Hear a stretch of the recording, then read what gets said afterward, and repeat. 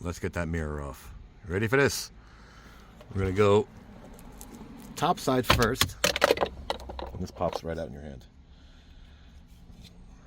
Yay! So this is little nub, and this is a guide.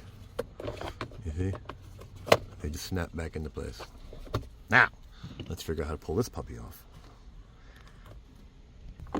Okay, so technically I did it wrong, but it came out in my hand anyway. What I did was I pushed this side all the way out, but this is a guide that goes upward. It goes upward and locks into place. So you coming back around this way, you see what I mean? I pushed so hard, I pulled so hard this way that it actually pulled itself out of that guide. But technically the bottom pops out first. And it goes downward. But it has enough give. You see? You sort of want to pull downward. This guy right here. You see? It goes up into the headliner. Same with this one. It has a little guide right here. Sort of locking. Get a better picture of that. You see that little locking pin? This guy. So it probably is easier to pull outward so much. It has enough play. So it's like a little arm.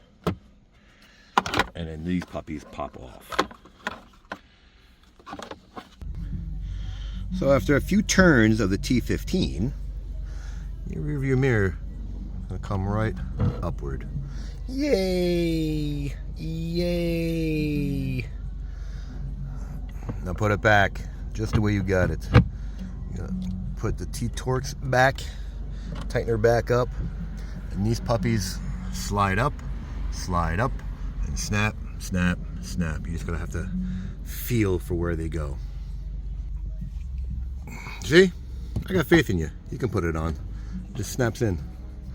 Put this puppy in, top part in, bottom in, sorry, first, and snap this puppy in, and you're good to go. So, like it, don't like it, share, don't share, subscribe, don't subscribe. Thanks for watching.